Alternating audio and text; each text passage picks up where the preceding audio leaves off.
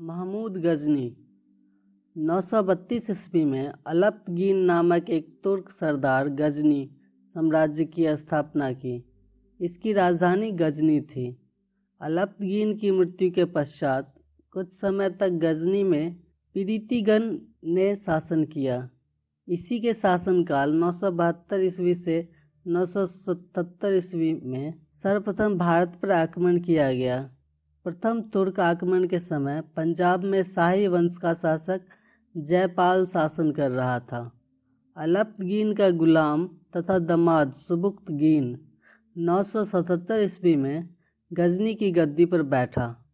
महमूद गजनी सुबुक्तगीन का पुत्र था, जिसका जन्म 1 नवंबर 971 ईस्वी में हुआ था। अपने पिता के काल में महमूद गजनी खुरासान का शासक था। महमूद गजनी 27 वर्ष की अवस्था में 998 ईस्वी में गद्दी पर बैठा।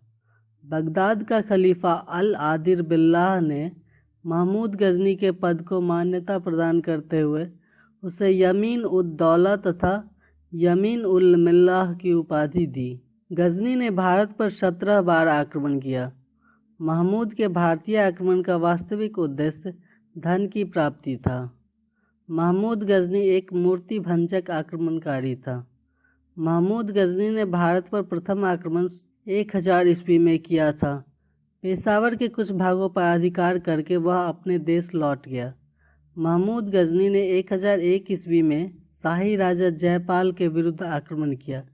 इसमें जयपाल की पराजय हुई।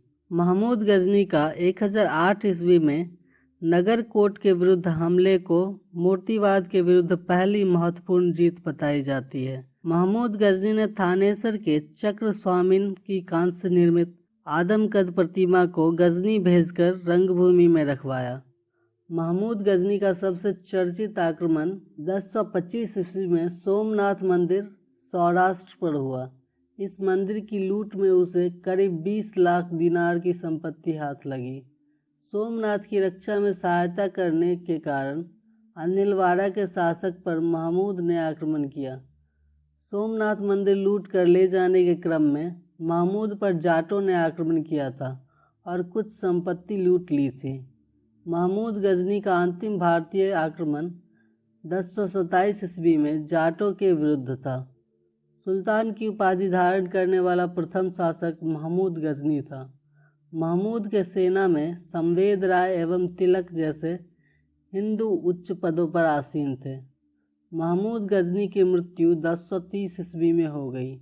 अल-बरूनी, फिरदौसी, उतबी तथा फरूखी महमूद गजनी के दरबार में रहते थे।